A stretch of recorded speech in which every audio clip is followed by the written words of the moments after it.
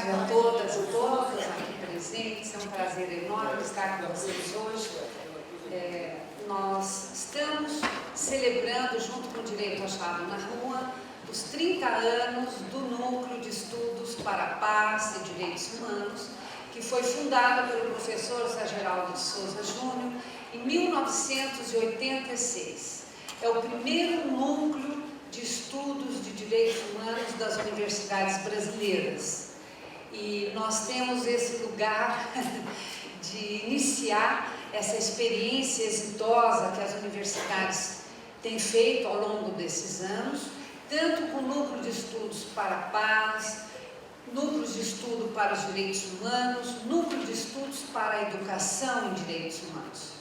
E nós temos também, neste longo tempo, tivemos a oportunidade de iniciar o nosso trabalho num momento importante em que aqui estiveram diversos intelectuais da área de direitos humanos a nível internacional, da França, do Uruguai, e nós tivemos um evento com a senhora Danielle Mitterrand, que na época era a presidente do France Liberté e era a esposa do presidente da França, Mitterrand.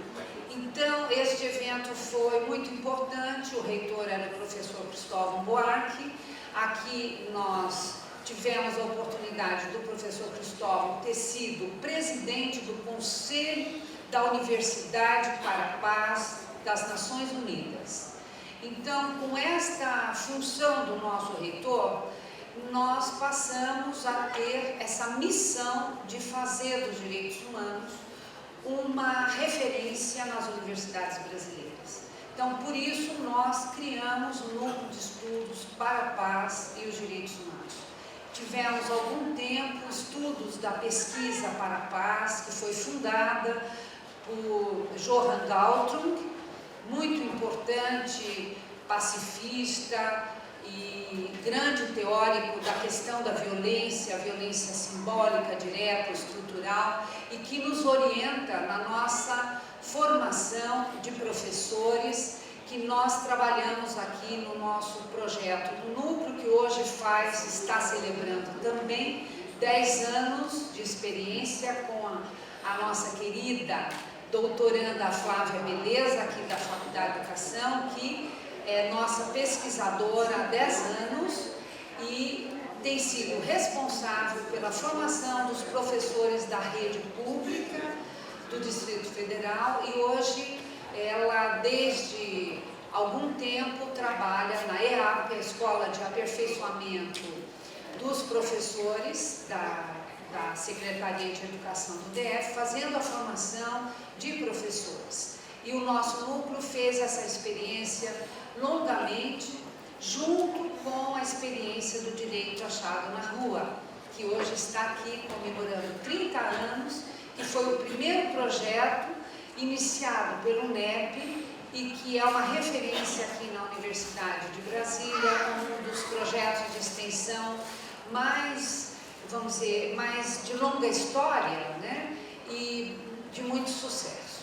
Então, hoje nós vamos ter nessa mesa de celebração dos nossos 30 anos a presença do nosso querido colega do Direito Achado na Rua, que é o José Eduardo Romão, que aqui fez o seu doutorado com o professor Zé Geraldo e o seu mestrado com a professora Miraci na UFMG, que é uma querida colega que também desenvolve um trabalho importantíssimo na extensão universitária, nessa linha dos direitos humanos, que se chama Polos da Cidadania.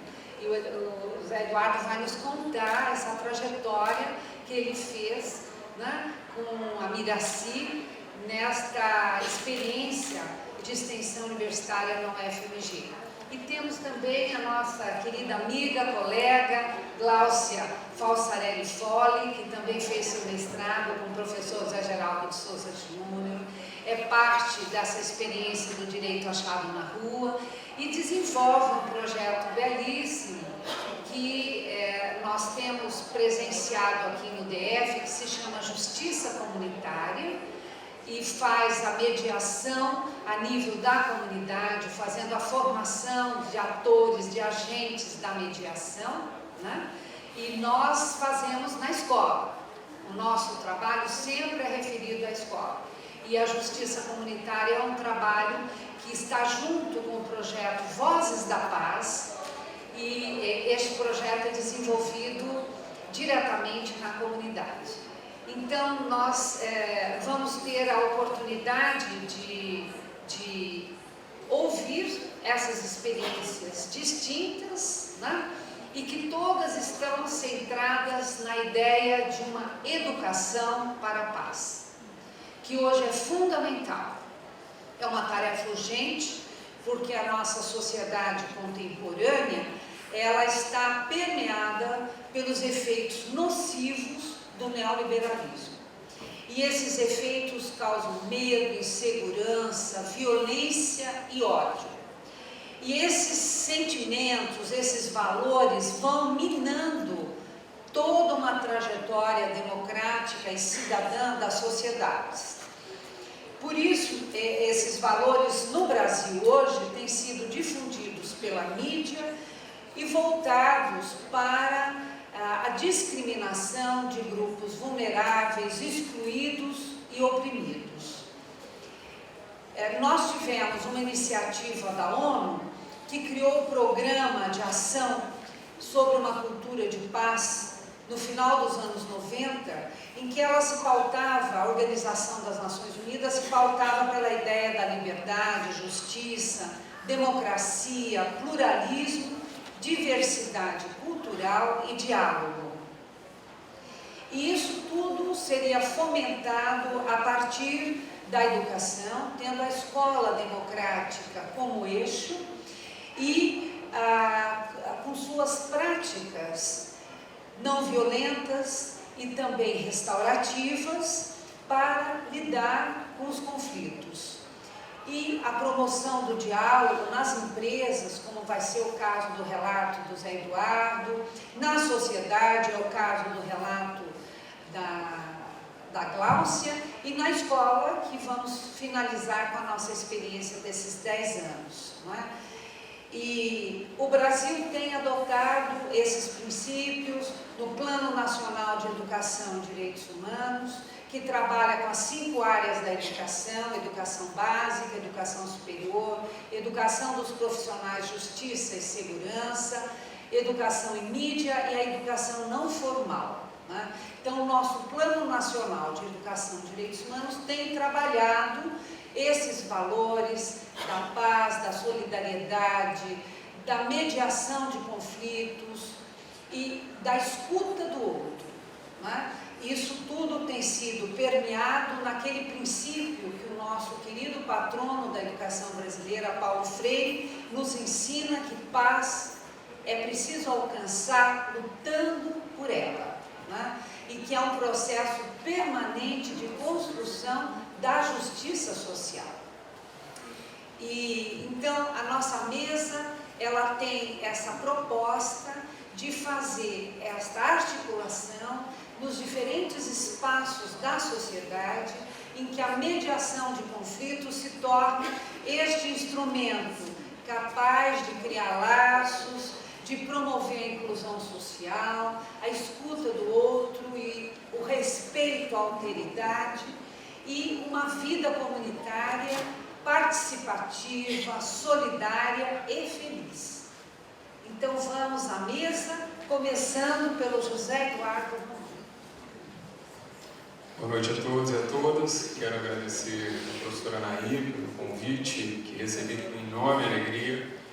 Podia imaginar que voltar a essa casa, ao UNB, ao Direito Achado na Rua, a esse momento, podia imaginar que seria importante, emocionante para mim, mas desde o momento em que entrei aqui, tem sido difícil lidar com essa fusão de sentimentos.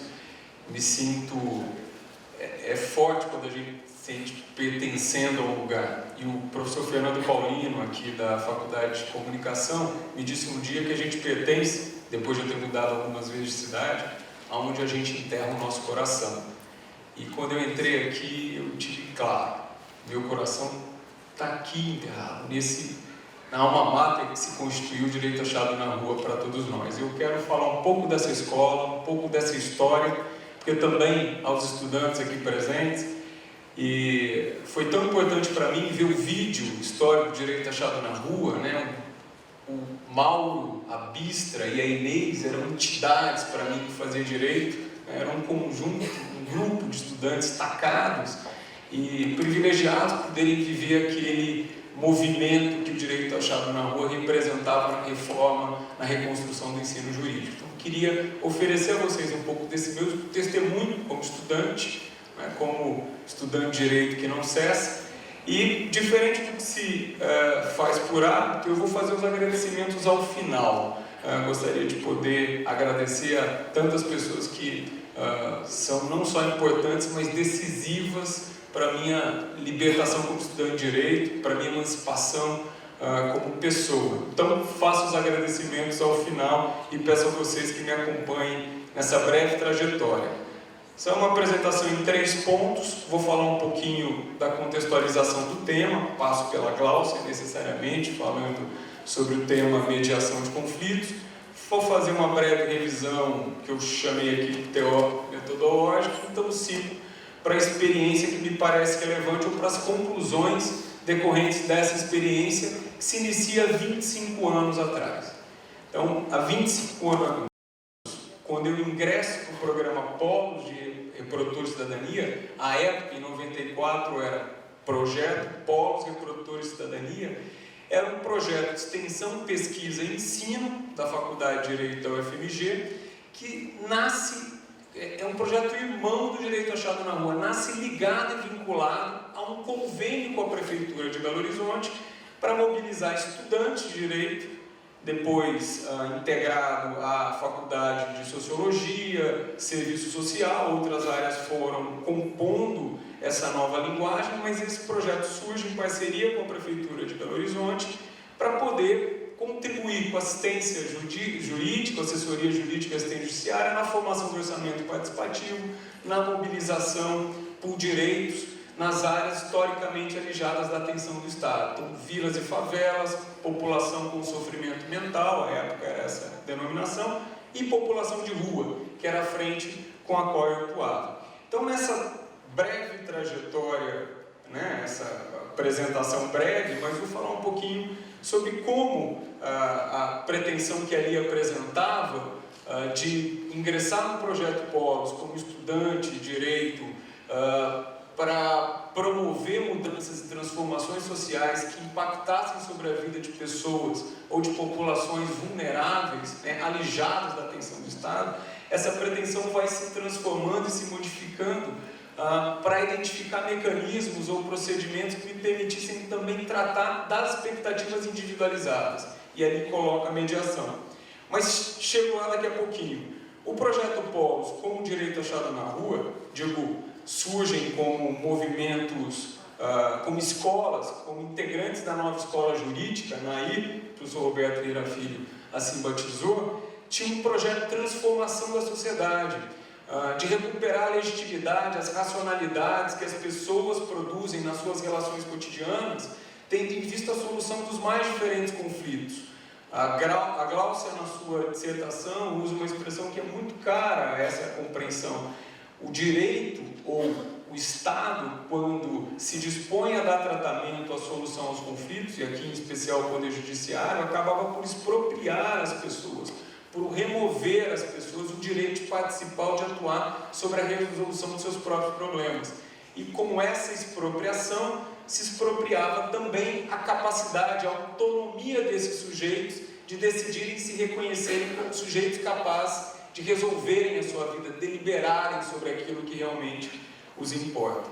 Então, essa trajetória no programa Polos certamente traz, como o Direito Achado na Rua e nas suas inúmeras experiências, aqui poderia mencionar o Gajop em Pernambuco, é possível verificar e identificar na atuação desses estudantes, na sociabilidade entre ensino, pesquisa e extensão, muitos grandes e significativos resultados. Eu aqui selecionei alguns, né, aqueles dos quais eu participei. Mencionei já a formação do orçamento participativo em BH, mas para mim é especialmente cara a criação dos primeiros centros de referência de atenção à população de rua, integrando, né, os serviços públicos, mas também uma nova linguagem de construção dessa identidade das pessoas que naquele momento vivem em situação de rua, em especial a organização das MARE, da Associação dos Catadores de Papel.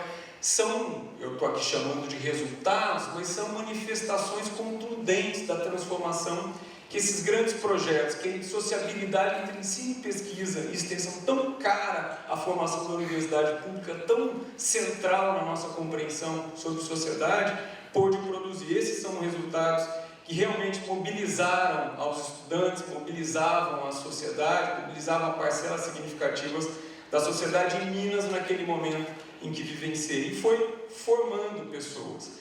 E o que me parecia necessário é que quanto mais me apropriava, me associava a esses grandes movimentos, insisto, em especial da população de rua, associado à atuação da Igreja Católica, com a pastoral de rua, mais me interessavam os relatos individuais.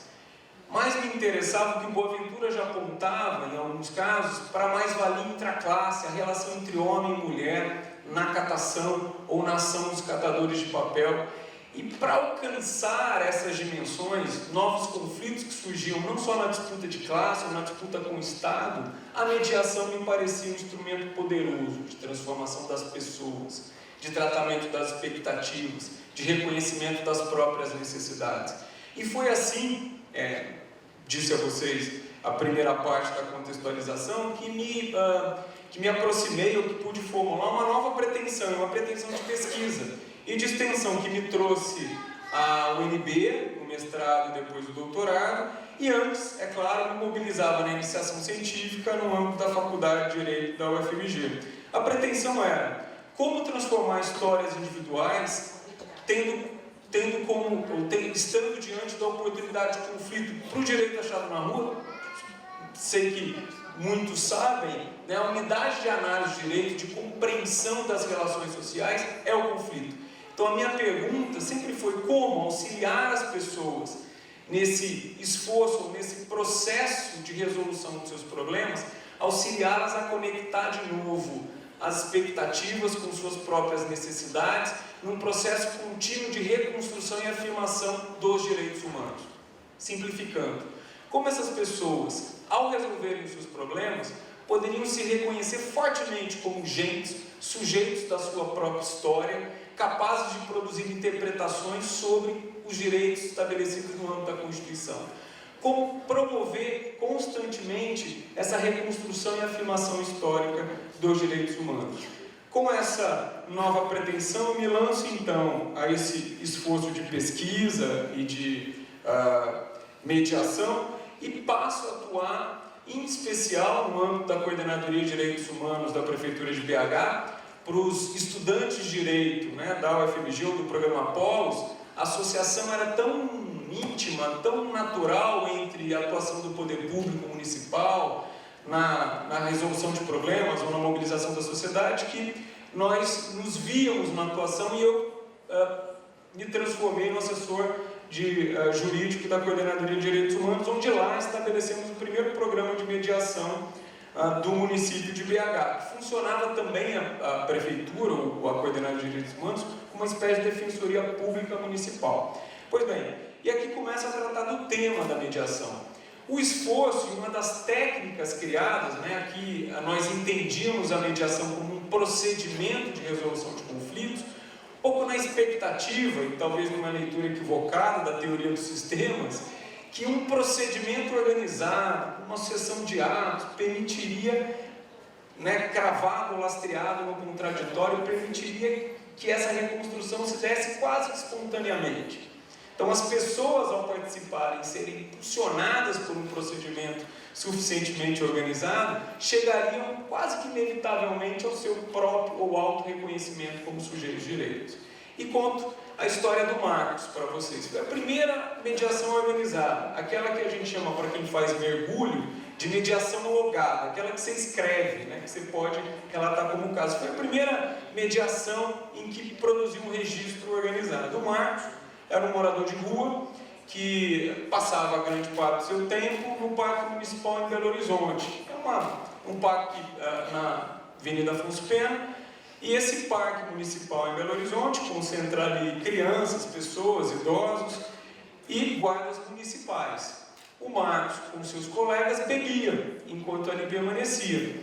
E os guardas municipais, sob a justificativa de manter asseado o lugar ou organizado aquele lugar, passaram a bater nos moradores de rua que ali permaneciam. O Marcos, como de costume, a população excluída ou alijada da atenção do Estado procurava a coordenadoria para receber tratamento. Nós vimos naquele momento uma oportunidade de discutir um conjunto de direitos, como a atenção à criança, a prioridade da criança, que também tinha que dispor daquele espaço para permanecer com tranquilidade, mas ao mesmo tempo o direito de ir e vir desses moradores de rua, de permanecer em espaços públicos que não deviam produzir segregações e discriminações, e assim demos início ao procedimento de mediação, tal como hoje preconizam a maior parte dos manuais. Convidamos os envolvidos no conflito, fiz as sessões privadas, tratei antecipadamente com cada um deles os seus interesses, com o Marcos, o que ele podia, quais as pretensões ele tinha. Nós inauguramos uma técnica que hoje está previsto no manual da CGU, por exemplo, de mediação, que é a técnica de constitucionalizar a controvérsia. Como essas pessoas, a gente, ao se referir à dignidade da pessoa humana, contemplada na Constituição, como nós reconhecemos de antemão a capacidade daquela pessoa, seja qual for o conflito, dela ser valorizada ou ser reconhecida como intérprete do direito. Então esse era o esforço que fizemos no início desse processo, e parecia tudo adequado, avançando, até que nós marcamos a sessão conjunta de mediação, quando o Marcos iria encontrar com o guarda municipal que o agrediu e mais a administração do parque, pois o Marcos nunca apareceu. E pelo relato dos seus colegas, teria saído da cidade, foi para outra cidade da região metropolitana de Belo Horizonte, e assim ficamos sem notícia. Essa primeira experiência de mediação, uma frustração, como a realização do procedimento, mas foi muito importante para nós. Como o conflito sempre nos ensina, o conflito com as nossas expectativas, nós estávamos diante de uma desigualdade estrutural. Como procedimento de mediação, o Marcos, sistematicamente, o Marcos é um nome fictício, não é esse o nome dele, o Marcos sistematicamente era tratado como não sujeito, era invisibilizado pelo poder público. O procedimento de mediação não seria suficiente para que naquele evento, para que naquela experiência pontual e isolada, ele se reconhecesse como sujeito. O meu percurso daí em diante me obriga a tratar não só da mediação como um procedimento, ou pensar nela como um procedimento organizado, pautado pela busca do melhor argumento ou da afirmação dos direitos humanos, mas a trabalhar por instituições de participação que realizariam esse procedimento potencialmente emancipatório. E aqui, sem complicar e sem me alongar demasiadamente, mas é o que me levou à ouvidoria.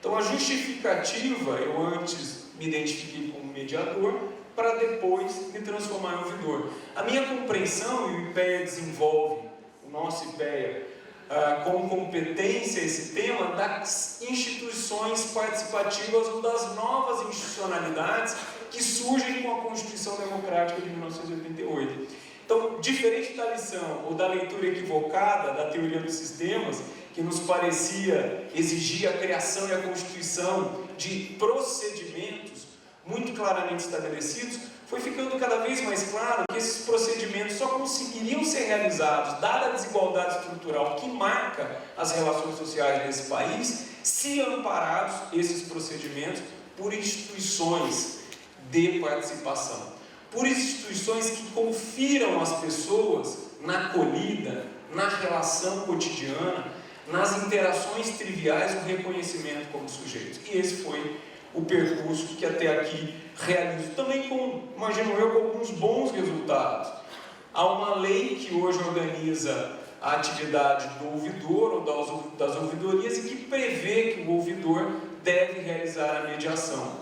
Há diferentes interações realizadas no âmbito dos conselhos, nós estamos os conselhos deliberantes que já prevêem mecanismos de solução de conflito. E do mesmo modo, as empresas se apropriaram mais recentemente dessa atuação de procedimentos de mediação assemelhados, porque não reconhecem também no Estado, né, ou no Judiciário a forma mais eficaz ou eficiente, talvez, da perspectiva das empresas ou do mercado de resolução dos conflitos. Pois bem,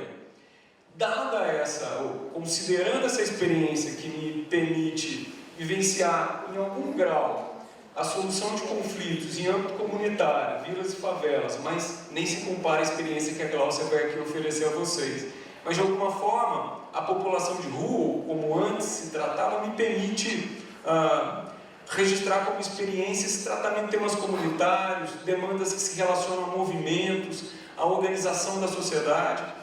Migrando, tratei com conflitos bastante típicos familiares, como aqui no Núcleo de Mediação de Prática Jurídica em Ceilândia. Estive por um pequeno período como professor no Núcleo de Prática e lá se praticava atendimento. E hoje minha experiência com mediação é basicamente marcada por conflitos interpessoais, conflitos entre empregados de uma mesma empresa, entre empregados e clientes e consumidores. E com base nessa experiência, o que eu gostaria de oferecer a vocês não é, claro, uma conclusão consistente, com evidências de pesquisa ou testadas, mas uma percepção qualificada, espero eu. A percepção de que a mediação, como antes pretendíamos, como um procedimento de emancipação, na minha experiência, ela não se revela um procedimento capaz de, por si só, produzir a emancipação ou reconhecimento como sujeito dessas pessoas que se envolvem. Ela não se revela, não tem indícios ou evidências no diálogo que depois travavam, nas pesquisas de satisfação que são utilizadas com as pessoas que participam da mediação. Não há indícios que me permitam afirmar com muita segurança de que essa é uma prática ou um procedimento por si só emancipador.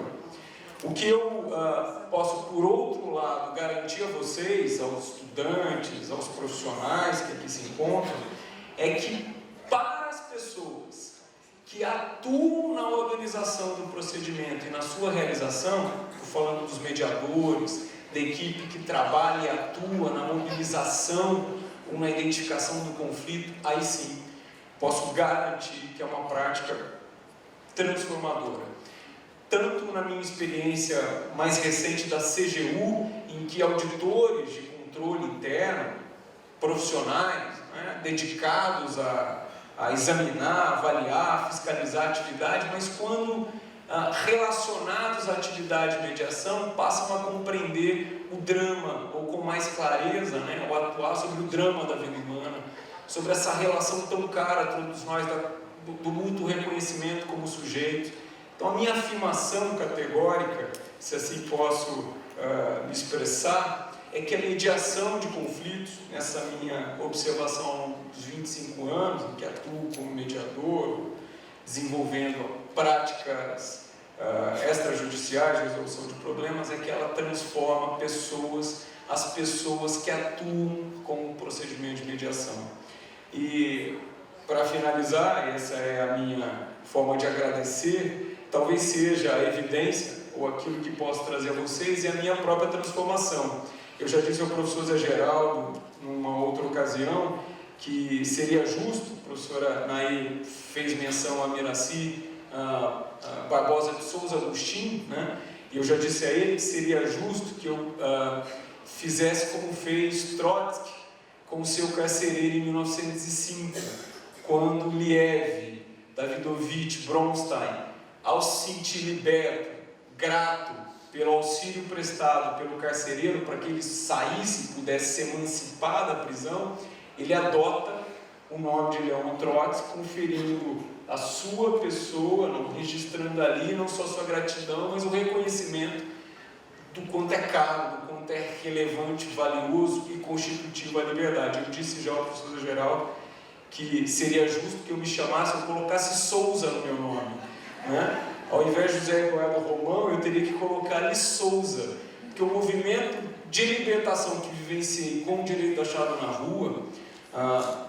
com o programa Polos, a professora Miraci Souza, a professor Zé Geraldo Souza e Boaventura de Souza Santos, que é a tríade, o plano sobre o qual me constituo como operador do direito, seria nada mais, nada menos justo do que assim me apresentasse nesse momento a vocês. Então, o meu testemunho não são evidências, como disse há pouco, né, científicas ou empíricas do esforço realizado, dos resultados produzidos pela mediação, mas é um testemunho de quão transformadora pode ser a atividade de mediação, desde que ancorada fortemente numa compreensão do direito que nos leve à liberdade, que exija a legitimidade da atuação e a participação dos envolvidos, de todos aqueles que são afetados pela decisão. Essa é a minha mensagem, essa é a minha alegria de poder compartilhar com vocês uma pequena parte dessa experiência, e ao mesmo tempo é o meu chamado para que todos prossigam na luta por um direito que nos liberte. Muito obrigado a todos.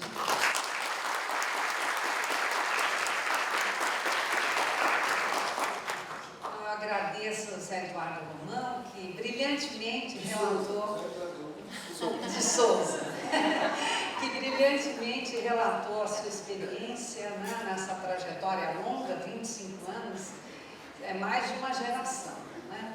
Então é uma experiência que eu acho que marcou, né, a trajetória profissional, a vida, né, e trouxe esse legado que você nos entrega agora. E vou passar a palavra a Gláucia Falsarelli Foli, que vai falar sobre essa experiência dos Vozes da Paz, né, neste projeto da Justiça Comunitária do DF. Obrigada, Nair. Quando você me chama de Falsarelli, é sinal de que a gente é amiga há muitos anos. Porque virou Falsarela há muitos anos atrás e hoje em dia eu tô assinando Foley, é por causa do samba, né? Não tem, Falsarelli não tem nome de sambista e eu tenho evitado usar o Falsarelli. Mas é uma delícia ouvir, porque me resgata esse momento em que nós nos conhecemos há tantos anos atrás. Muito obrigada pelo convite, professora Nair. Obrigada, professor Zé Geraldo. Eu fiquei muito feliz de poder integrar esse seminário, em especial essa mesa, por conta do namoro que a gente sempre teve com Flávia Beleza. A gente precisa se encontrar mais, a gente tem muito a partilhar, além do canto. E o Romão. São duas cantoras importantes. Meu amigo querido, que, para além dos afetos, consta na minha lista de bibliografia do meu trabalho de dissertação. Vamos lá. Eu pretendo partilhar o programa Vozes da Paz, que nasceu do ventre do programa Justiça Comunitária. E o programa de Justiça Comunitária ele foi escrito a múltiplas mãos e um par de mãos muito especial do professor Zé Geraldo, que deixou o DNA do direito achado na rua na nossa história, que o ano que vem completa 20 anos de existência. A gente quer muito contar com você lá na celebração. Esse movimento, como é que eu faço para colocar o meu PowerPoint? Acho que eu tenho que... Adriana ajuda. Tá. Estava até esquecendo dele. Não faço ideia de como mexe. Aí para mudar, eu vou apertar aqui. Eu vou ficar de pé. Vou ficar de pé então para poder... Tá. Tá joia. Beleza. Então eu vou falar do Vozes da Paz. E o programa Justiça Comunitária, o movimento em que nós criamos a Justiça Comunitária, tinha algumas premissas muito alinhadas com o direito achado na rua. A primeira delas é a questão do pluralismo, confrontando a ideia, o mito de que o Estado é um órgão único que emite normas válidas e que resolve conflitos. Portanto, rompendo, né, com o monismo, com a ideia do monismo na produção do direito. A premissa de que o direito pode ser emancipatório desde que ele denuncie as desigualdades sociais, que ele transforme a realidade pelas lutas sociais e que ele, direito, desestabilize a racionalidade do direito formal, tão útil à segurança jurídica demandada pelo mercado, em especial na sua faceta neoliberal, e de uma lógica do direito oficial punitivista que tem como objetivo segregar, descartar, excluir um segmento pelo direito penal, um segmento da população brasileira, que nós sabemos quem são os destinatários desse direito penal. A justiça comunitária, como um processo de descolonização do poder e do saber, como um poder imposto como uma única organização política e um saber imposto como uma única compreensão do mundo, descolonizando e construindo nos espaços públicos, ou seja, nas ruas, novas sociabilidades, em que o poder seja partilhado e o saber, além de resgatar o saber que vem da prática social, o saber também popular na sua dimensão do afeto, como falava a professora Bistra aqui no início da abertura dos trabalhos. Eu acredito, a gente trabalha muito com o conceito africano da palavra Ubuntu, que significa eu sou em todos e todos são em mim. É no sentido do afeto, que é esse cimento que nos une e que cria a coesão social e que cria o Ubuntu, ou seja, o que acontece com um necessariamente, ainda que não me atinja diretamente, é objeto da minha preocupação. A justiça comunitária, como uma justiça administrada na comunidade, para a comunidade, mas sobretudo pela própria comunidade, ou seja, pelos membros da comunidade que o fazem a partir da sua própria identidade. E, por fim, uma justiça que desenvolvesse uma ética da alteridade, no sentido de proporcionar novos arranjos institucionais, novas práticas anti-hegemônicas ou contra-hegemônicas. Nesse sentido, a justiça comunitária é um movimento para a desconstrução de uma série de premissas, mas também para a construção do novo.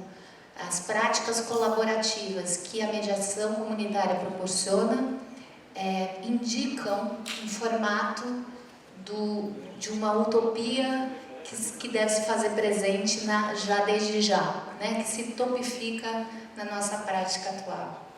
Como que a gente faz isso? Na prática, nós trabalhamos em 3 eixos: a mediação, não aquela mediação conhecida, oficial, judicial, que essa muitas vezes ela é voltada para resolver problemas do judiciário, do juiz, e não como um instrumento de emancipação social, ou seja, para diminuir o número de processos.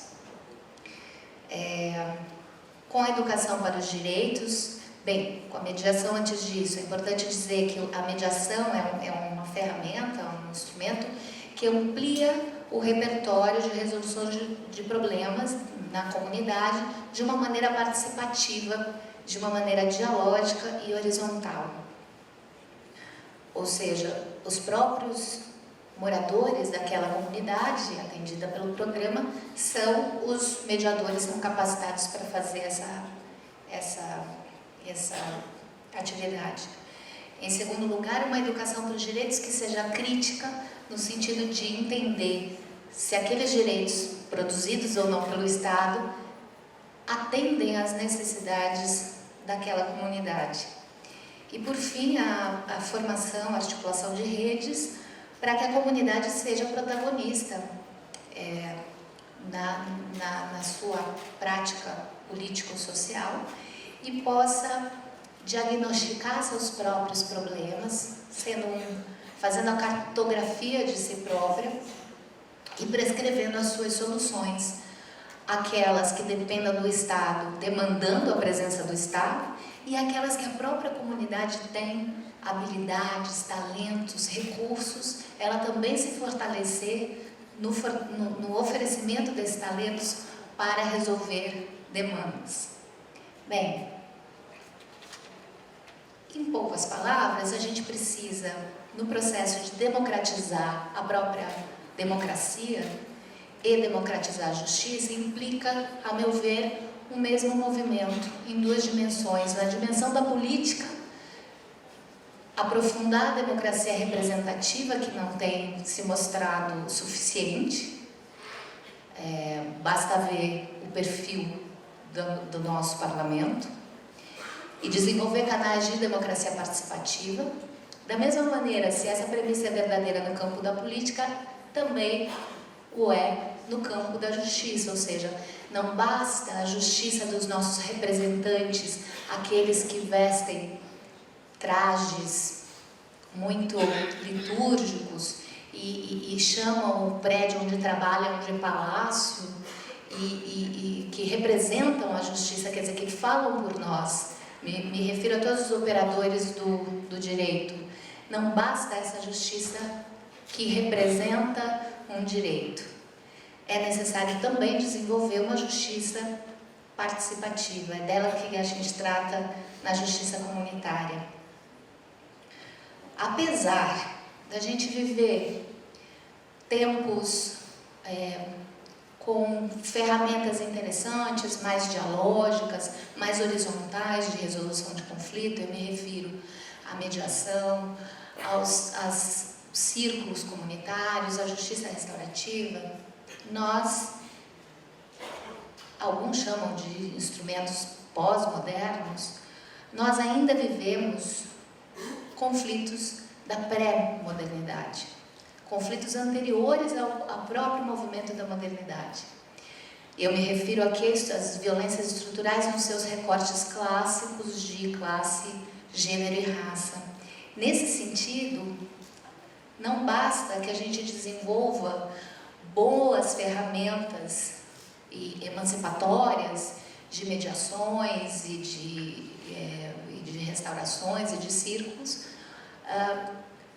A gente não pode abrir mão da jurisdição que vai nos socorrer, embora ela tenha que ser reformada, ela tenha que ser democratizada, o sistema de justiça formal, mas ela haverá de nos socorrer em conflitos que repousam em situações de profunda desigualdade, como nós vivemos no Brasil. A justiça comunitária, de alguns anos para cá, agregou, para além da mediação e da articulação de redes e educação para os direitos, uma ferramenta muito importante, que são os círculos comunitários. E ela veio no sentido de nos ajudar, Romão, a pensar, quando há violências estruturais, como chamar essas instituições que você disse tão bem aqui, que são necessárias para que os participantes sejam reconhecidos como sujeitos de direitos. E esses círculos comunitários são inspirados na justiça transformativa, que, para além da restaurativa, que foca no que aconteceu, tanto que pergunta, a justiça restaurativa, a primeira pergunta é o que aconteceu, e a partir disso vai tentando restaurar relações rompidas e fazendo projeções de futuro, é verdade.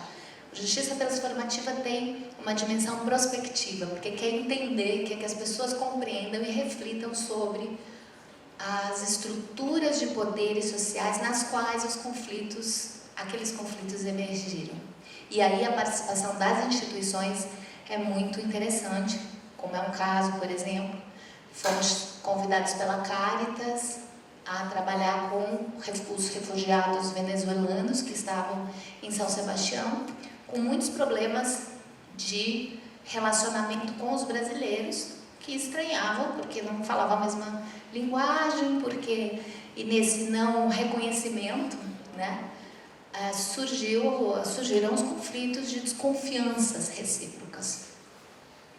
E daí nós trabalhamos com círculos, com os refugiados, e foi muito interessante porque, além das questões de relacionamentos interpessoais, que foi resolvido com a ética da alteridade, os refugiados começaram dizendo como é a sua identidade de refugiado, que é ser um refugiado, quais as implicações da ruptura com a sua história, com as suas raízes, com a sua comunidade, e chegar como um ser estrangeiro que não domina a linguagem, e esse estranhamento e essa falta de emprego, etc. e tal. Quer dizer, este diálogo proporcionou solidariedade por parte dos brasileiros que ali moravam próximos e que não compreendiam, não reconheciam, portanto não respeitavam.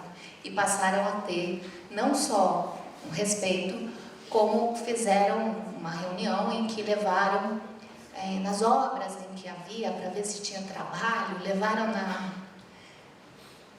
nos postos do Estado para buscar benefício de prestação continuada, enfim, uma série de iniciativas que partiu daquela comunidade que deixou de ser uma comunidade dividida, de pessoas que se estranhavam, e passou a ser uma comunidade integrada. Eu entro aqui no tema que me traz, que é o Vozes da Paz, rapidamente. O programa dentro da justiça comunitária, que foi o primeiro a ser brindado por essa dinâmica dos círculos comunitários, foi o Vozes da Paz. A ideia de trabalhar o Vozes da Paz foi, a gente foi solicitado por uma escola pública, e a gente entendeu que as violências são as vozes que foram caladas. E daí o nome de que a paz só faz sentido se ela for com democracia, baseada na música do Rapa, paz sem voz não é paz, é medo. E daí a gente então mobiliza o círculo escolar, que na verdade é toda a comunidade escolar, os pais, terceirizados, professores, direção, alunos, para que essas vozes sejam expressas, entendendo que a violência numa comunidade onde há relações de poder, ela perpassa todos os segmentos da escola. Portanto, rompendo com a estigmatização de que é o jovem que é violento na escola. Não necessariamente. Há violência por toda a parte onde há relações de poder sem democracia. E esse círculo é para a gente perguntar que escolas temos, que escolas queremos. Círculo prospectivo, pensando na construção conjunta do futuro. E aí vamos aos casos de exemplos práticos do que aconteceu, daí eu finalizo a minha participação. Uma senhora da limpeza, e é assim mesmo que a gente chama as pessoas que trabalham. A gente fala senhora da limpeza, a gente não sabe o nome da senhora da limpeza. E ela estava participando de um círculo grande, envolvendo vários segmentos, e ela pediu um círculo menor com uma determinada turma. E aconteceu o círculo, e ela disse, olha, o meu nome é fulana de tal. Eu sou avó, tenho tantos netos. Quando eu chego em casa, eu morro de dor nas costas. E eu queria entender por que essa turma específica deixa as carteiras empilhadas. Isso me dá muito trabalho. Esta senhora passa a ter uma face, uma voz, um nome para as pessoas. A sua condição, a partilha das suas necessidades, passa a ser objeto de preocupação dos alunos. E é ali que se cria uma cumplicidade e uma solidariedade que depois os alunos sempre diziam, olha, não se preocupe mais, porque a gente já se organizou em comissões aqui, cada dia é um que vai ficar responsável em colocar as cadeiras no lugar certo, etc. e tal, e passaram a ter um convívio respeitoso. Nós tivemos exemplos de orçamento participativo num círculo, porque o diretor disse, olha, sobrou uma rubrica orçamentária e eu queria saber o que vocês querem. E aí os alunos disseram, unânimes, ventilador. A gente morre de calor porque os ventiladores vivem quebrados. E o diretor disse, olha, eu estou cansado de comprar ventilador e vocês quebram. Daí eles disseram, não, mas agora esse ventilador nos pertence. E passaram a ter uma relação de proteção com o patrimônio escolar. Daí surgiu a necessidade de cuidado da escola, o envolvimento dos alunos, né, na superação de problemas. Então, se o problema era áreas ociosas, áreas feias, resolveram fazer um mutirão de pais, de alunos, de professores, de todos, para embelezar a escola, para tornar um lugar gostoso de se estar, e produziram hortas orgânicas, não só para a cantina, não a merenda, né, enfim, mas também para as aulas de ciências. Sobre o recreio, num dos círculos, alguns alunos falaram assim, olha, não entendo a norma, a regra, de só poder levar brinquedo às sextas-feiras, a gente queria trazer todo dia. Não tem opção aqui, a gente queria trazer. E os professores disseram, a nossa preocupação é que vocês tragam eletrônicos individualizados, né, brinquedos que não vão, porque nem todos vão ter, isso vai gerar uma diferença, e porque vão individualizar. Daí eles, entendendo a preocupação que estava por trás da norma, fizeram contraproposta, não. Então a gente se compromete a criar um grupo de gestão, de condução das brincadeiras em que tenham brinquedos cooperativos e musicais, mas que pudessem ser levados todos os dias. E assim aconteceu. Esse mural ele é muito curioso, porque é uma ideia genial e uma solução simples para um problema complexo. Num círculo grande, os alunos disseram, a gente entra aqui, parece presídio, já tem que aderir à facção tal ou à facção tal. E aí, se eu estou querendo paquerar uma menina da outra facção entre aspas, tá, gente? Eu não posso nem falar com ela. Na minha época a gente falava panelinha, mas eu sei que isso é bem antigo, hoje em dia eu não sei. E aí, um aluno teve essa ideia, vamos fazer um mural, tá escrito ali, não sei se dá para ler. Coloque a sua mão ou direita ou esquerda e só saia quando o outro não for mais um estranho para você. Quando me contaram isso, eu falei, gente, acho que isso é meio bobice, assim, acho que não vai dar certo. E eu, na minha ingênua, achando que eu sei das coisas, fez fila nas primeiras semanas, porque eles encontraram uma regra para romper com uma própria regra que eles ficaram reféns daquela regra de não poder se comunicar com outro grupo. E assim eles conseguiram romper as tais panelinhas.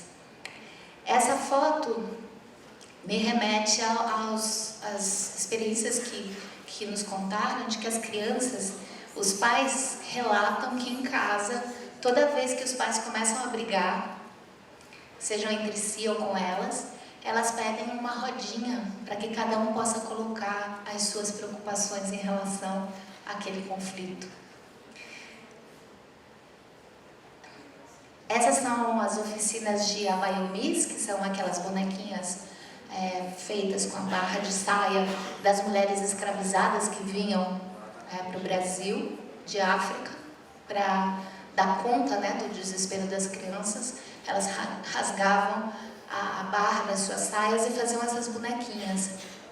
E conforme a gente faz essas oficinas com as crianças, a gente vai discutindo a questão do racismo, da identidade negra, da história do Brasil, e costuma fazer muito sucesso, que é uma forma poética, delicada de discutir um tema tão difícil. Esse trem funciona. A gente vê esse gráfico, embora ele seja referente só a uma escola, porque é muito difícil registros escolares, porque são subjetivos e você tem que ir lá ficar estudando e lendo letrinhas diferentes para entender que tipo de conflito que era. E a gente pretende fazer em todas as escolas que nós já passamos, mas por enquanto, para eu trazer para cá, uma escola a gente conseguiu fazer 2 anos. O índice de violência em 2 anos diminuiu sensivelmente e de forma qualitativa também, porque a barra de cima, que é a vermelhinha, ela é o diálogo, e a azulzinha, aqui está roxo, aqui está azul, a de baixo, é a punição. Então, não só quantitativamente houve uma queda, na mesma escola, esse gráfico daquela anterior, quantitativa como qualitativa. Para terminar, a educação para a paz é um ciclo virtuoso. Por meio das práticas circulares, a gente consegue construir de maneira democrática normas a partir de valores partilhados. Não é a norma pela obediência à norma, e sim a responsabilidade de ter compromisso com aquela norma, porque por trás da norma tem um valor que eu ajudei a construir e que ele é compartilhado. Como nos ensina Piaget, a consciência ética não é fruto da punição, mas sim das práticas colaborativas. A gente tem o protagonismo muito evidente nesses círculos, as crianças, e não só as crianças, como os professores, enfim, toda a comunidade escolar tomando decisões, decidindo sobre as suas normas, respeitando porque produziram essas normas, o que gera um sentimento de pertencimento, de cooperação e, ao fim e ao cabo, o que nós todos queremos, de democracia e justiça participativa. A crise que a gente está vivendo, a gente precisa encontrar os caminhos para recomeçar dos caquinhos a reconstruir a nossa política. E eu tenho convicção de que um bom caminho é começar pela comunidade, seja ela escolar, seja ela qual for, porque ela é a base da nossa experiência afetiva, da nossa experiência existencial, da nossa experiência sociopolítica. É nela que a gente constrói cotidianamente o nosso presente, baseado nas nossas memórias do passado e impulsionados pelos sonhos de futuro que a gente tem, que é de uma sociedade livre de justiça e paz, com igualdade fraterna. Muito obrigada.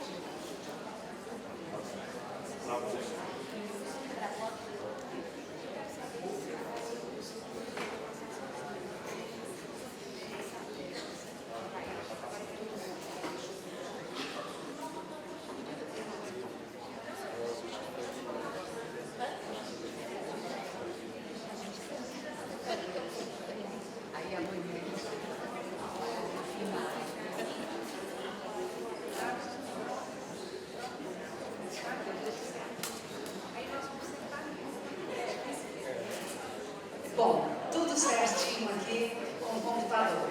Vamos dar início então à última apresentação, a nossa cantora Flávia Beleza, que ao final vai nos agraciar.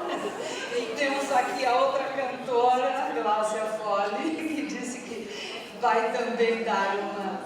Não, hoje não, amanhã ela faz o encerramento. Amanhã ela vai fazer o encerramento do nosso evento. Então, essas maravilhosas cantoras também têm esse trabalho tão lindo, né, com a comunidade na linha da mediação de conflitos, né? E agora nós vamos ver a experiência na escola, que é um projeto do nosso Núcleo de Estudos para a Paz e Direitos Humanos, que teve início em 2009 e até hoje estamos atuando junto à rede das escolas públicas do Distrito Federal, fazendo a formação de professores e alunos da comunidade escolar. Então, você vai passar e a gente senta. Não, eu vou deixar a Ana, porque ele está automático. Aí eu não sei. Não, ele vai sozinho. Obrigada. Vamos sentar aqui? Boa noite a todas, todos e todes. Boa noite, gente. Quero cumprimentar meus colegas de mesa, Gláucia, doutor José Romão, professora Anaí, a quem eu tenho muito a agradecer. São 10 anos do projeto Estudar em Paz.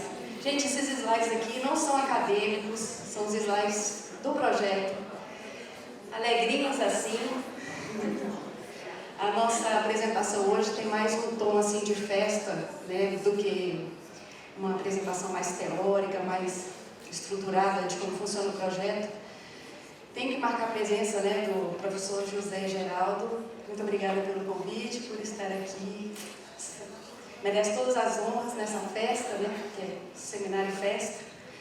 Pois bem, gente, o projeto Estudar em Paz, do Núcleo de Estudos para a Paz e Direitos Humanos, está sob a coordenação da professora Nair Vicari, que foi minha orientadora de mestrado, onde eu aprendi tudo sobre a mediação que a gente trabalha, que é a mediação social.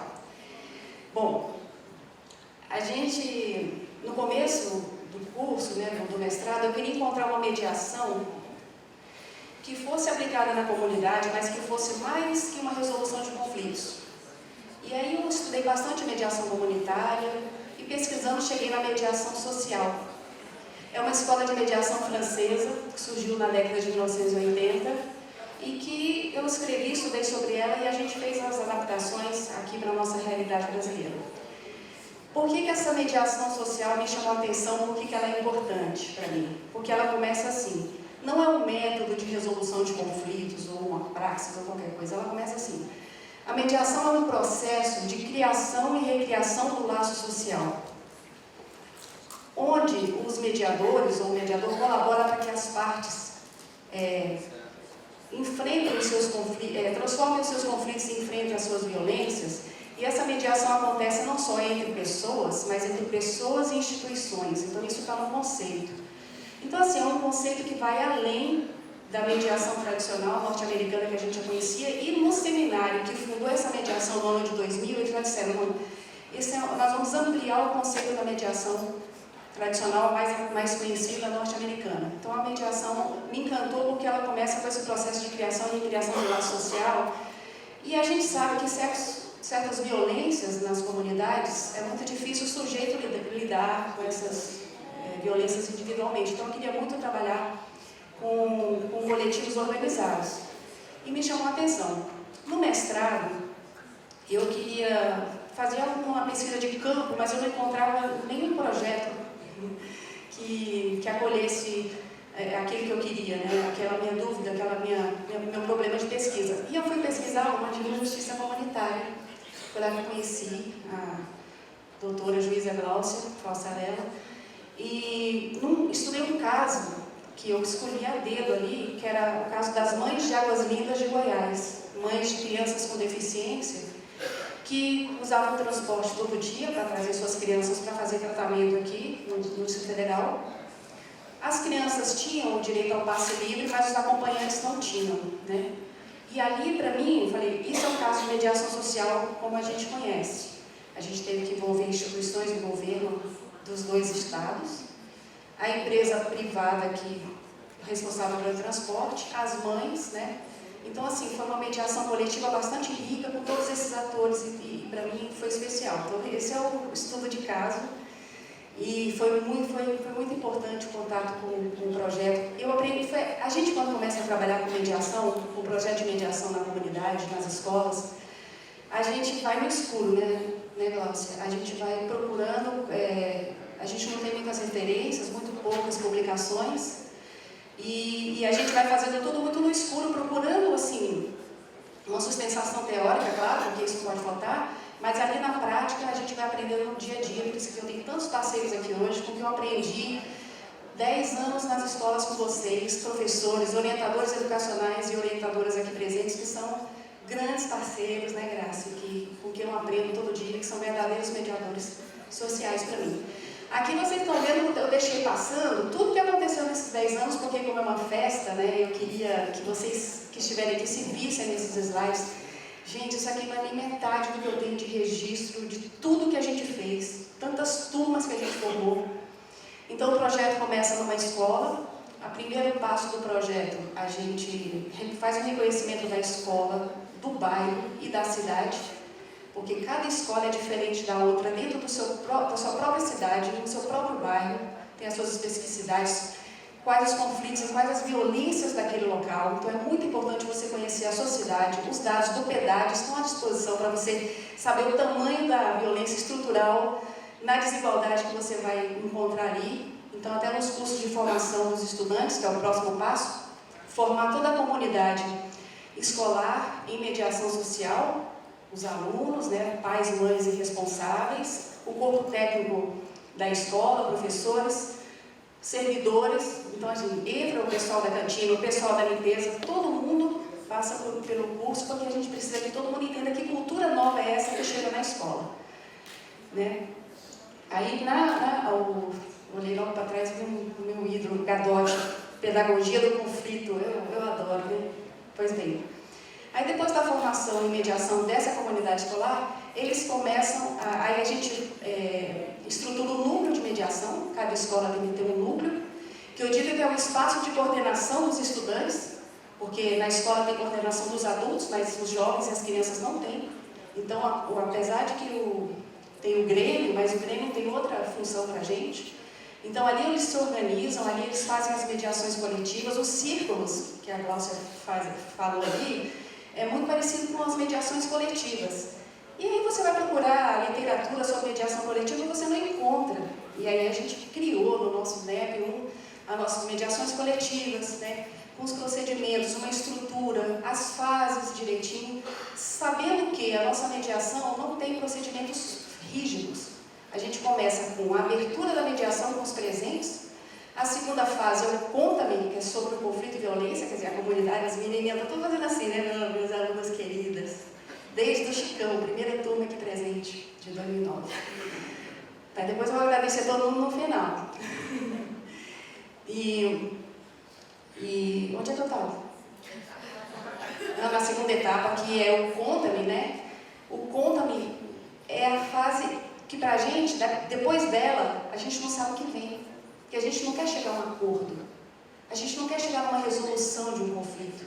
É muito diferente a forma da gente lidar com isso. Primeiro que transformar um conflito pode até ser que a gente veja um final, mas fazer um enfrentamento de certas violências que aparecem no ciclo demanda anos.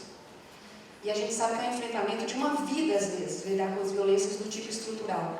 As violências do tipo cultural, falando em Galton, a gente trata como as violências simbólicas. Aí a gente inclui machismo, classismo, racismo, xenofobia, tudo dentro dessa violência cultural.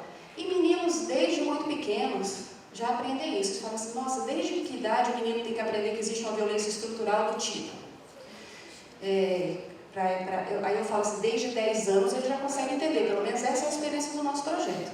Nossa, mas eles não vão ficar revoltados? Não, não fica revoltado. A gente precisa enxergar a realidade para promover uma mudança. Se você não se enxerga pobre, se você não se enxerga violentado, você não muda. Então é a partir desse ponto. E se você não entende as relações de poder, você também não faz nada. Como é que entende essas relações de poder dentro da escola? Pequenininho, 10 anos, entende assim, como é que é a estrutura de poder dentro da escola. Vocês não sabem coisas que a gente faz. Por isso que curso de formação de aluno só tem aluno, não tem nenhum orientador presente, né, Graça? Nem uma professora, nada, só os estudantes. Porque a gente vai falar com eles é outra coisa. Com os professores, a gente vai falar outra coisa. Então a gente explicita a violência estrutural, festa de formatura, sempre tem rock and roll, né? A violência estrutural, por exemplo, seja lá qual cidade eu for, se eu estiver em São Sebastião, por exemplo, minha cidade do coração, eu pego o PEDAD de São Sebastião, o mais recente, e eu pego São Sebastião e comparo com o quê? Porque para a gente saber de desigualdade social, a gente precisa comparar. Aí eu comparo com o Lago Sul, que é a região mais rica do Distrito Federal. Então, quando você sabe que no Distrito Federal a renda média mensal familiar é 20 mil e qualquer coisa, uns quebrados, e que a renda média mensal familiar de São Sebastião é 3 mil e uns quebradinhos, eu digo, isso é desigualdade social. O que justifica essa distância? É isso que a gente tem que aprender. E pode ser pior, porque na estrutural é 1.700 e pouco, que é a região mais pobre do Distrito Federal. Então, eu ponho todos esses dados. E o que tem a ver essa desigualdade? É porque se você for ver a questão de raça relacionada com isso, você vai ver que, por exemplo, no Lago Sul, 75% da população se declara branca. E quando você vai para a estrutural, 75% da população se declara negra.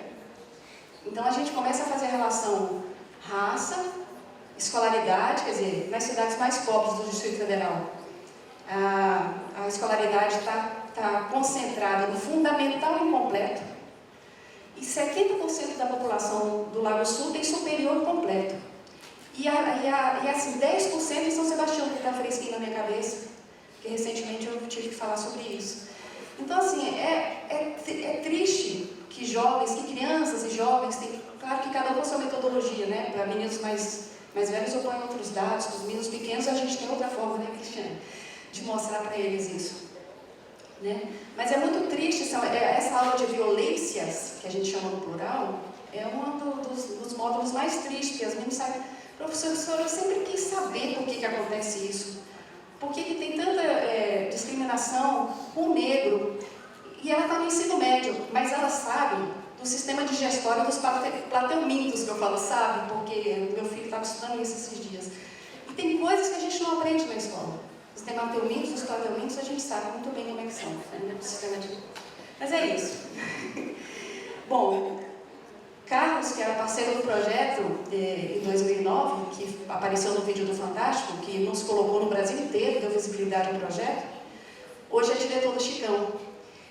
E esse ciclo de 10 anos a gente vai fechar com o retorno ao Chicão. E aqui, eu também quero marcar a presença da Leísa, que eu digo assim, Leísa Sasso, diretora do Chicão em 2009, que disse assim, eu falei, a gente tem um projeto, eu e a Bárbara Diniz, que não está aqui, que é a parceira, que nós pensamos juntos, onde nós vamos levar essa mediação para a escola. Fizemos um projeto, sim, e agora? Quem vai querer esse projeto? A gente saiu aceitando tudo que era projeto voluntário, tudo que é programa que aparecia. E aí a gente foi no Justiça, num projeto, um programa do Ministério da Justiça, que chamava Mídia e Cidadania, na sua escola, nas férias, em janeiro, e a gente falou dessa mediação, que a gente estava empolgado, sonhando com isso. Aí você falou assim, e onde é que vocês vão aplicar isso? Eu digo, ainda não temos, mas a gente quer. Pode ser aqui, pode ser aqui. E você, Leísa, que tinha mais 40 projetos para cuidar, você colocou mais uma escola de projetos, uma escola viva, uma escola diferente. Olha, eu andei o Distrito Federal inteiro nesses 10 anos, escolas de fundamental, infantil, médio, IFB, que agora nós estamos no IFB com muita alegria. Eu nunca vi um Chicão, sede São Francisco, Chicão, que saiu da sua cabeça. Né? Uma escola que onde os alunos realmente participam da gestão da escola, onde a gestão é aberta, a porta aberta, a diretora senta de frente para o pátio, os alunos entram e saem, não tem dificuldade de acesso. E a participação é tão importante para a gente, né? Quando a educação para a paz, como você bem disse, só acontece em espaços de democracia. E quanto mais ampla essa democracia, melhor. Então, essa democracia participativa, assim, radical, que a gente sonha, eu vejo no Chicão, e nas outras escolas eu encontro, mas não é nesse nível, Leísa, mas assim, tem escolas maravilhosas que Graça está desenvolvendo a mediação lá na Escola Parque, da 315, e as outras colegas que eu não estou vendo aqui, mas assim, estão desenvolvendo projetos que a longo prazo a gente quer que seja um Chicão, ou mais que um Chicão, porque cada um tem a sua especificidade, mas assim, essa especificidade do Chicão de abrir as portas mesmo. O que mais que eu queria falar sobre o projeto? A mediação social, lógico, nesses 10 anos ela sofreu uma transformação conceitual mesmo, que antes era uma criação e recriação de laços sociais, né, para transformar os conflitos, construir relações entre instituições e pessoas e instituições. E aí, nesses 10 anos, a gente percebeu, assim, muito na prática mesmo, né, no nosso cotidiano, como por trás do conflito tem tantas violências. E todas as mediações, elas são preventivas de violência. E a gente falou, não, a gente não quer só prevenir, vamos fazer uma mediação que propõe um enfrentamento às violências. Eu falei, nossa, isso é um grande desafio. Mas enfrentar a violência começa com o reconhecimento da realidade violenta. Depois a gente senta nos círculos das nossas mediações coletivas e vamos falar sobre essas violências. Essa violência que vem da desigualdade social, do racismo, do machismo, do classismo, essas vão ser discutidas nesses círculos. E depois nós vamos pensar em mudanças, né? Como fazer. E eles têm que acreditar que é possível, porque da mesma forma que a gente constrói uma cultura de violência, que é essa que a gente vive, que ela não caiu do céu, não é porque Deus quis, é construída por nós todos aqui da sociedade, né? A violência estrutural, ela é Estado, sociedade. Então a gente tem capacidade para mudar, mas a gente só muda através de ações coletivas organizadas. E essas ações coletivas organizadas a gente colocou no nosso conceito de mediação social transformadora, porque juntamos a mediação social da França com a transformadora, que a gente já conhece. Pegando o que é bom, uma pitada de Paulo Freire. Então ficou sensacional, né, essa nova mediação que a gente trabalha.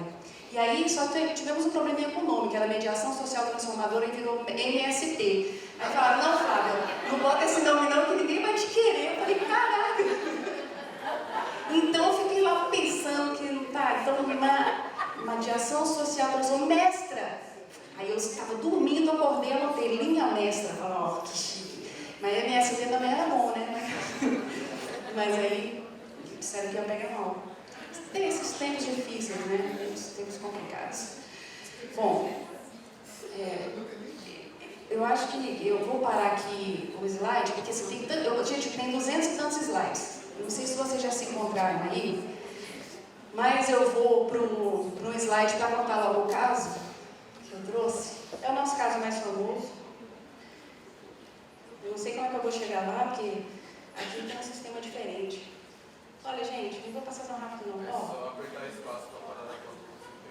Aqui tem abrir uma tela diferente. Servidores do Chicão. Aqui a Camila, que está aqui presente, que já é uma adulta, que não quebra mais o nariz de ninguém. Ela aparece no vídeo do Fantástico toda semana que eu passo nas escolas, né?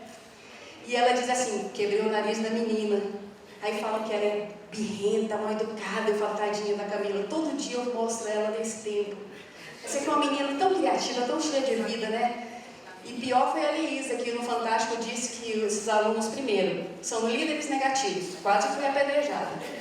Segundo, que era a região mais pobre do Distrito Federal. E quando eu chegava, professor, você foi falar no Fantástico que a gente era mais pobre. Aí eu falo, gente, como a gente precisa trabalhar, né? Como a gente precisa trabalhar. Mas, Liisa, você... Aí,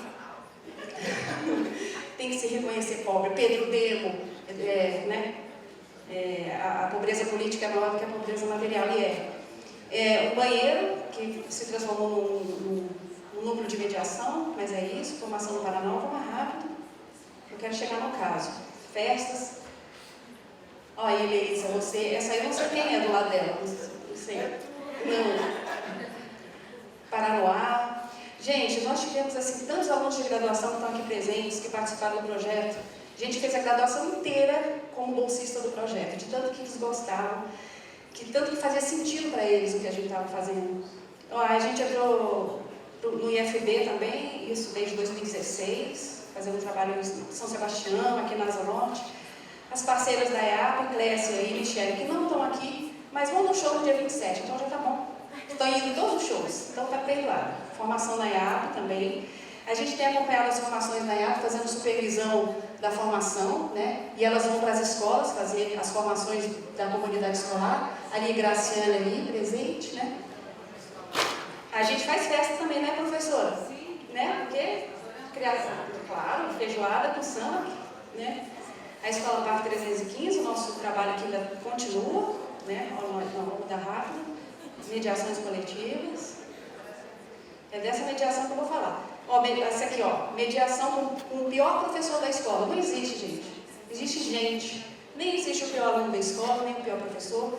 Mas, assim, conseguiram conversar e fazer, né, falar dos sentimentos, de como é que é. Mediação na IFB. Está chegando. Mediação sobre o lanche, que é muito recorrente, que os lanches são repetitivos, é bolinha de açúcar, no final só tem biscoito e o lanche é frio. A Thaís ali formando a turma lá no Chicão, 2016. Aqui já chegamos então, outras escolas do Gama, escola infantil, né? É aqui que eu queria chegar. Bom, nós temos uma parceria com a Escola Classe 22 no Gama já há uns 4 anos, né? Chamando o diálogo, a mediação do diálogo à cidadania. O nosso caso mais famoso, assim, nós temos casos incríveis de transformação, assim, de uma turma de mediação mudar todas as carteiras da escola que eram de ferro enferrujadas.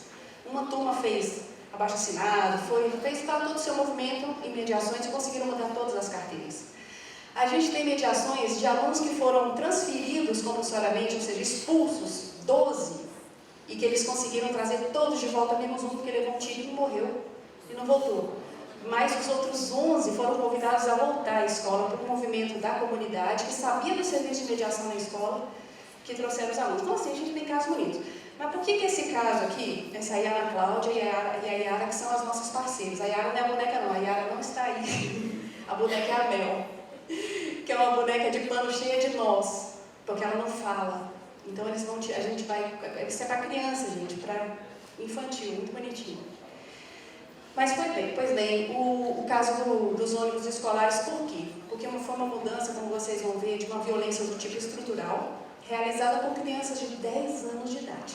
Então as pessoas ficam muito impressionadas como que esses meninos conseguiram fazer isso. Bom, aí são as formações, né, de mediação, eles estão aprendendo aí a argumentar, a entender as relações de poder. Quanto mais alta a pessoa, né, quanto mais direção regional de ensino, tem uma forma de falar, não é o velho, não gostei, não sei o que, não, vamos lá, senhor e senhora, é tudo técnica, porque eles querem, assim, às vezes, um pequeno motivo para romper o diálogo que nós não podemos deixar, né? Então a gente pega firme no laço. Todos os meninos de 10 anos estão aprendendo tudo sobre mediação, inclusive argumentação. Aqui eles já estão são várias mediações até chegar onde eles chegaram, mas aí é uma delas, né? A Lara está até aqui, ó, aqui atrás, ó. E aí, chegou na mediação final, que é essa, né? Durou quase 2 meses, esse processo. Então, qual era o motivo dessa mediação? Essa é uma escola provisória no Gama, porque a escola deles, a original, foi interditada pela Defesa Civil porque chovia dentro. Isso há 2 anos. Chovendo dentro, dava choque nas crianças, podia acontecer uma catástrofe. Depois de 2 anos, eles conseguiram essa escolinha aí, que ficava na regional antiga, muito pequena, 700 crianças para um banheiro sem... Ai, meu Deus, ainda bem que minha colega não está aqui, mas toda essa realidade foi mudada. Não tinha papel higiênico, não tinha água no banheiro, coisas assim. Mas depois nós fomos pensando na forma de lidar com isso. E eles iam de ônibus dessa escola original para a escola provisória. Eles iam uns 7 ônibus, né? Todos juntos. Eles ficavam num galpão de lata a 50 graus esperando esse ônibus, atrasavam quase 1 hora na entrada da escola e no final eles tinham que sair 5 horas dessa escola também. Então eles perdiam tanto o horário de aula no início quanto no final. Já daí vem a violência do tipo estrutural, né? Aí esses ônibus eram tão velhos, tão socateados, que os meninos me disseram assim: Flávia, quando a gente anda, primeiro, o ônibus não tem vidro, chove dentro. O ônibus não tem centro de segurança. O ônibus é imundo, é sujo, porque eles jogam água dentro na terra e essa terra escorre e a gente tem que sentar nessas cadeiras enlameadas. E o pior de tudo, uma menina pega e me diz assim: Flávia, quando o ônibus faz a curva, o meu banco cai no corredor. Eu fico imaginando, gente, como é que pode crianças serem transportadas com risco de vida desse jeito? E sendo que tem adultos tomando conta, mas assim, você vai ver uma diretora e um vice-diretor assim, adoecidos de tanto trabalho, e tem que dar conta de tudo isso, e não tem mais ninguém para colaborar. E aquilo vai se perpetuando 1 ano andando nesses ônibus, 1 ano. Eles tomaram as rédeas então desse processo. Professora, a gente quer mudar os nossos ônibus. E você diz sim, vamos lá. A gente nunca diz não. Seja lá para qualquer mediação, até quando eles fizeram uma piscina numa escola, que eu quase infartei, mas eles trocaram por 5 minutos a mais de recreio. Era assim: eu quero a piscina, eu quero a piscina, eu quero a piscina. Aí o outro falou assim: eu queria mais tempo do recreio. Todos os outros também. Eu falei: pronto, resolvi. Queriam mudar o recreio. E eles conseguiram 5 minutos a mais. Eu acho uma covardia, mas o processo é deles, é o que eles conseguiram. Também novinhos, né? A gente batalhou bastante por esses 5 minutos, mas foi bom. Caso dos ônibus. Eles fizeram as mediações coletivas, né? E essa senhorinha de vermelho lá no fundo, ela é a responsável pela empresa. Eles entenderam que é uma empresa privada que presta um serviço público. Então já tem toda uma lição de cidadania envolvida nesse processo, né? Como que a gente pode enfrentar uma violência estrutural sem violência, mas de uma forma ativa, sem ser passivo. Vou terminar agora. Aí, as mediadoras são essas 2 fofas ali, na frente do papel rosa. Então eles conduziram todo o processo até o fim, e nessa última mediação também. E aí eles têm um orgulho e mostram onde eles vão. A gente teve até uma apresentação na Câmara dos Deputados, que eles hoje mostram os ônibus novos, que eles conseguiram, com menos de 2 meses, trabalhando com mediações coletivas. Os ônibus agora têm vidros, têm cinto de segurança, e são limpos. E a gente termina com a criação de laços, que a nossa, como vocês sabem, a nossa missão é essa, né? E sempre, todos os nossos slides terminam assim, vocês estão vendo aí, né? A força da alienação, quando a gente pensa no que nos separa, que a gente começa a pensar no que nos une, porque tem sempre algo que nos une para a gente começar a caminhar e fazer grandes transformações até de violência do tipo estrutural. É isso, gente, falei demais, obrigada.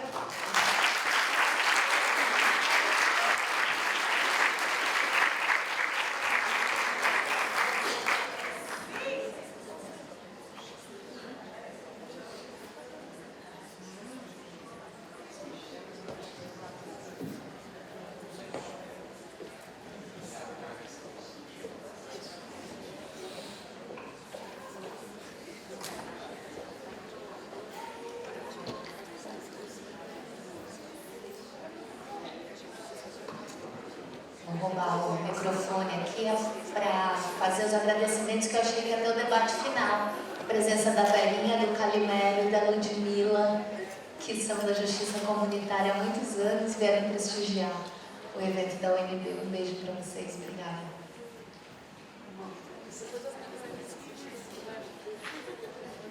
Eu gostaria muito de agradecer aos meus colegas de mestrado que estão aqui presentes, a Glaucio, Fábio, Sainz Silva, a Bistra, de quem eu falei, professora Bistra, que revendo o vídeo do Direito Achado na Rua, Bistra, eu me lembro quando foi importante vê-lo, Mauro, você e Inês, como a referência que vocês representavam para nós, que era possível, sim, uma faculdade, um curso que pudesse nos representar, que pudesse nos estimular, que rompesse com os grilhões de um curso. Acho que o que você representava agora representa antes, que representa agora como professor, que você aqui impulsiona.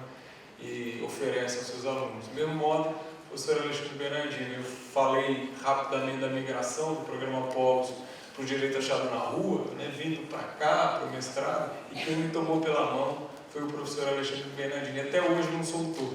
Então, como eu me encontro com ele, é para mim não só refazer esses laços, restaurar, mas é saber o quão importante professores ponte, que promovem essa migração, esse movimento e essa libertação dos seus alunos. Muito obrigado a todos, ao professor Zé Geraldo.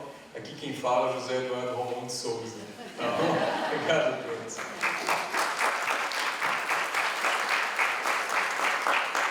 Eu vou ficar com Flávia Beleza, que é mais artístico. Você combina com minha nova carreira, né? Ai, eu quero agradecer de novo, professora Anaí, 10 anos que você abriu as portas do NEP para o projeto. É tão importante, eu não posso falar muito porque eu vou cantar. Quem ficar mais um pouquinho vai ter música. Mas eu fiquei emocionada porque são 10 anos no NEP, a gente trabalhando tanto, né, professora, tantas dificuldades, a gente não desiste, né?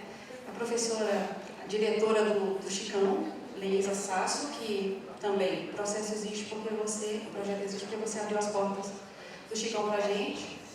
Camila, Thaís, Luiz eu vi por aí, Cristiane Benedetto, tem gente aí, porque também estou sem óculos, não enxergo de hoje, viu? Mas, professor José Geraldo, um agradecimento especialíssimo por deixar a gente participar desse evento de 30 anos, né? E esse pequeno projeto no seu núcleo, a gente resiste, queremos continuar. Muito obrigada. Então, vamos cantar, né? Eu estou mais nervosa agora. Agora vamos encerrar com música. Gente, só um momento. A Ranara da Jupe tem as lembranças aqui do evento para vocês. A organização agradece muito as suas participações. Obrigada, querida.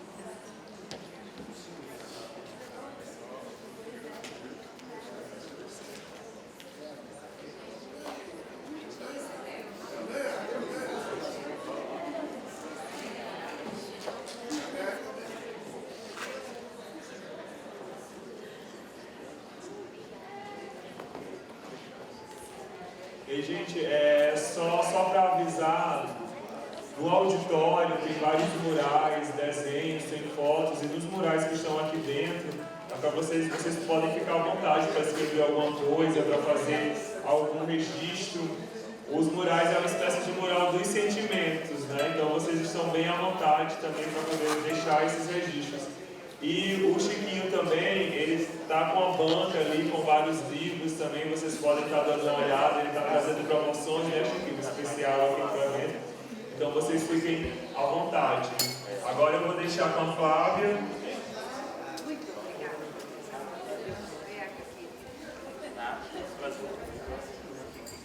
A Ada aqui da organização também está me falando que as luzes do evento já chegaram. Ela está lá fora, né, Ada? Então estão lá fora as luzes. Eu vou deixar agora com a Flávia. E logo mais a gente vai ter a última mesa da noite, que é intitulada Expansão Judicial, Direitos Humanos e Acesso à Justiça no Brasil.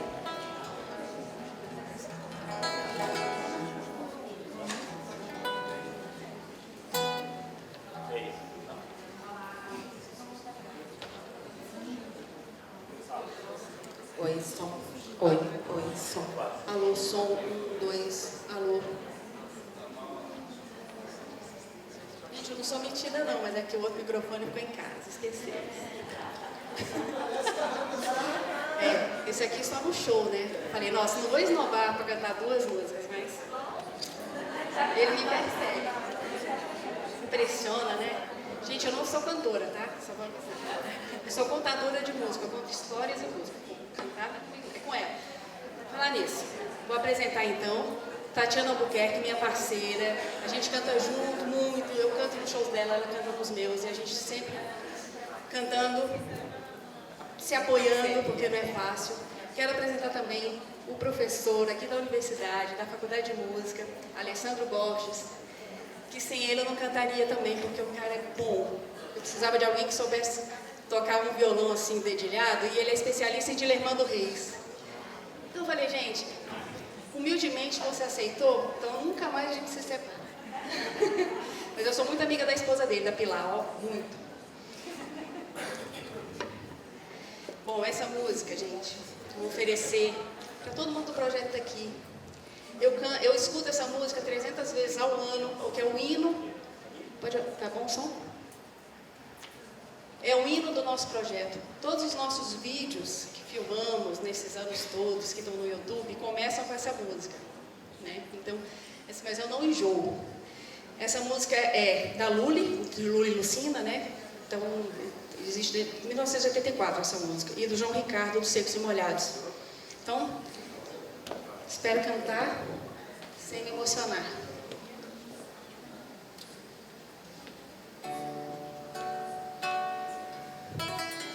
Hino da mediação.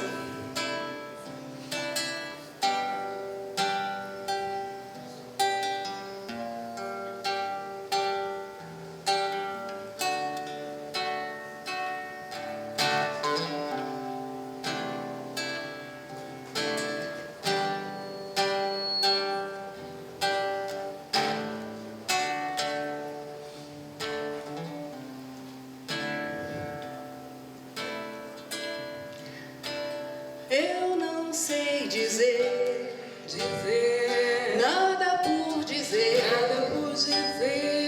então eu escuto, se você disser tudo o que quiser, então eu escuto, lá, lá, lá, lá, lá, lá, lá, lá, lá. Fala, lá, lá, lá, lá, lá, lá, lá, lá, lá. Fala. Se eu não entender, não vou responder. Então eu escuto. Eu só vou falar na hora de falar. Então eu escuto. Lá, lá, lá, lá, lá, lá, lá, lá, lá, lá, lá. Fala. Lá, lá, lá, lá, lá, lá, lá, lá. Fala.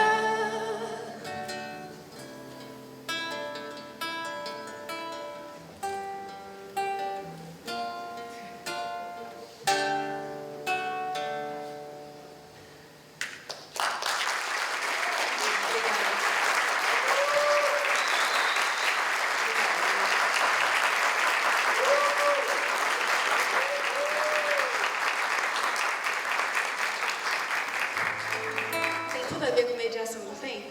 É lindo. Agora outra da Lully e Lucina, que a gente é apaixonada.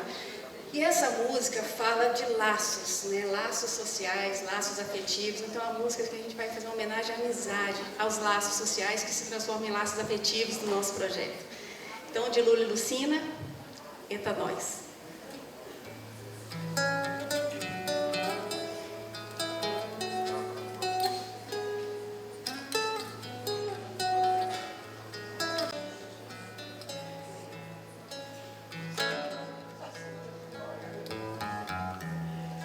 Nós se cruzemos na espiral da vida, mais de uma vez eu tenho consciência de que na vida não tem coincidência.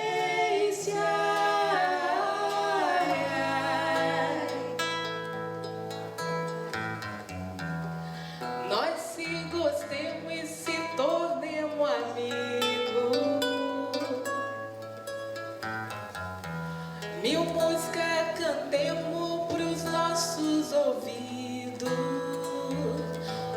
Las e os bemóis e acordes dissonando, perfeita harmonia. Ai, ai. Mas um dia chegou e nós desprevenidos, caímos no chão como dois inimigos, nos batendo, estrupiando, destruindo, construindo, no fundo do tacho um gosto de fel. Mas um dia as abelhas se voltam todinhas e no milagre da lida o amor vira mel. No milagre da lida o amor vira mel.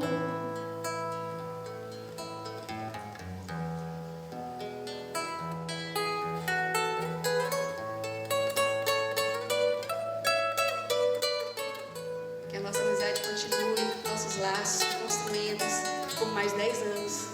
E assim mais 10. Nós se cruzemos na espiral da vida.